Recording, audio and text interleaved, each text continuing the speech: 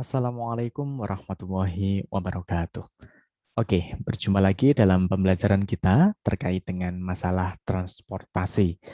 Dan pada kesempatan ini kita akan sedikit membahas tentang kondisi keseimbangan ya dari masalah transportasi itu.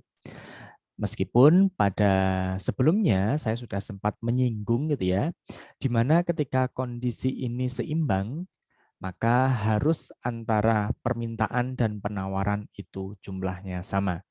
Artinya ketika suatu pabrik atau sumber ini mengirimkan jumlah 200 gitu ya, maka harus diterima oleh gudang juga 200.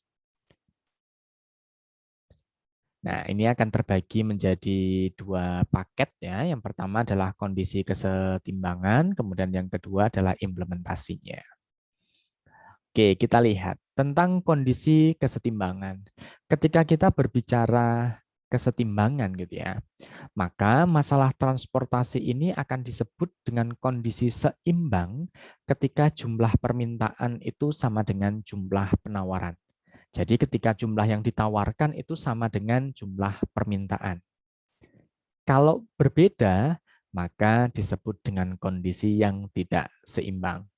Artinya, masalah transportasi itu bisa disebut dengan kondisi yang tidak seimbang ketika jumlah permintaan itu ternyata lebih besar ya daripada jumlah penawaran. Artinya ada permintaan yang dipenuhi sebagian atau tidak sama sekali gitu.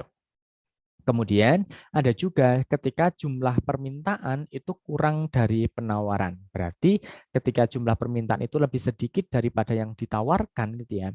Berarti otomatis di gudang atau di suatu pabrik gitu ya, masih akan ada barangnya karena belum diminta keseluruhan. Karena permintaannya lebih kecil daripada jumlah penawaran. Intinya, kalau kita berbicara seimbang itu berarti sama, tapi kalau misalkan tidak seimbang, kemungkinan permintaannya lebih kecil atau yang lebih besar. Oke, kita lihat. Kalau kita melihat contoh kasus penawarannya dia lebih besar daripada permintaan. Yang ditawarkan oleh pabrik gitu ya, pabrik P1, P2 dan P3 gitu ya. Itu jumlahnya sebanyak 300. Karena 120 ditambah 100 tambah 80 kan 300. Yang ditawarkan itu sebanyak 300. Akan tetapi permintaan gudang 1, gudang 2 dan gudang 3 gitu ya, itu hanya sebesar 260. Maka otomatis pabrik akan menyimpan sebanyak 40 yang masih tersimpan gitu ya.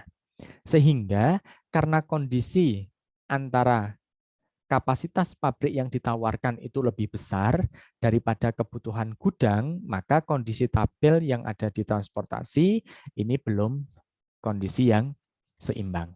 Artinya, maka harus kita seimbangkan dulu kayak gitu.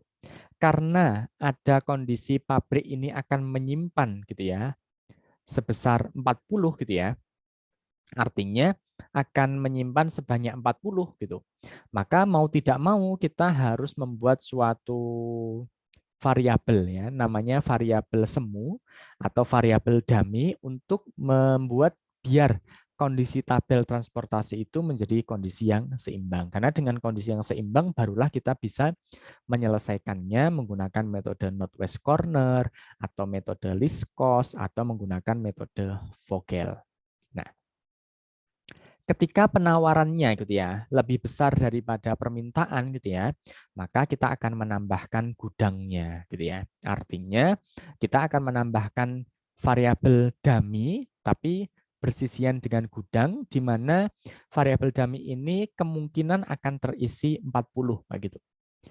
Dengan catatan bahwa biayanya adalah 000 karena kita anggap sebagai semu aja, artinya untuk membantu biar tabel transportasinya ini menjadi kondisi yang seimbang.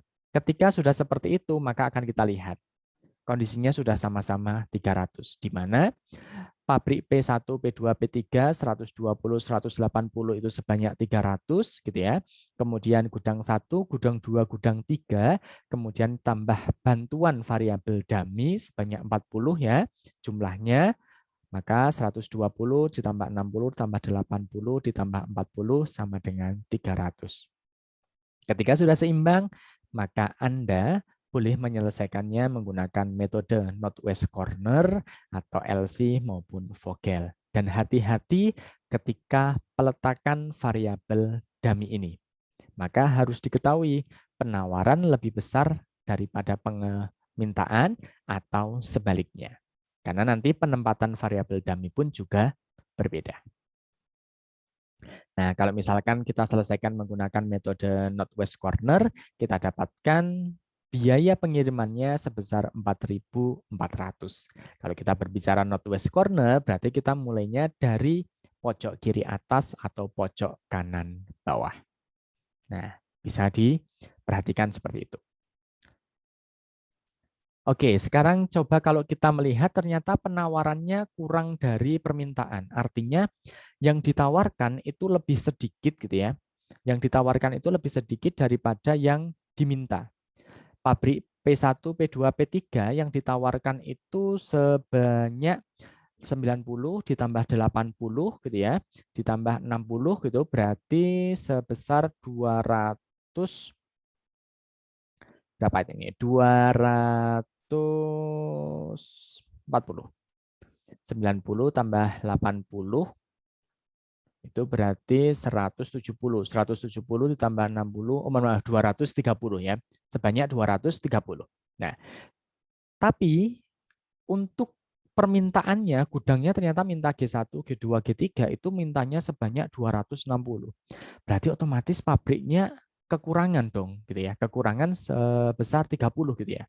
Sehingga karena kurang 30 gitu ya, maka kita seolah-olah akan membuat suatu variabel dummy gitu ya, di mana variabel dummy ini nanti akan terletak pada posisi di bawahnya pabrik P3 agar menjadikan tabel transportasi ini menjadi kondisi yang seimbang.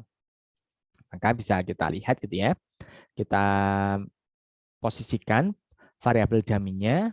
Berarti dengan kapasitas pabriknya adalah 30, berarti nanti jumlahnya totalnya adalah 260. Tapi perlu diingat, dalam kondisi dummy gitu ya, maka semua biayanya harus nol. Karena ini kita anggap sebagai variabel bantu aja atau variabel semu. Ketika kita menggunakan metode NWC, kita dapatkan biayanya sebesar 3.840. Nah, jadi yang perlu kita perhatikan kondisi kesetimbangan ini adalah apakah permintaan lebih besar daripada penawaran atau sebaliknya. Nah, itulah terkait dengan masalah keseimbangan. Jadi sebelum kita menyelesaikan menggunakan metode yang sudah kita ketahui, pastikan kondisi tabel dari transportasi itu sudah betul-betul dalam kondisi yang seimbang. Kalau belum, maka nanti kita prosesnya pun juga akan mengalami kesalahan. Karena apa? Kondisi belum seimbang kok kita selesaikan. Semoga bermanfaat. Terima kasih. Wassalamualaikum warahmatullahi wabarakatuh.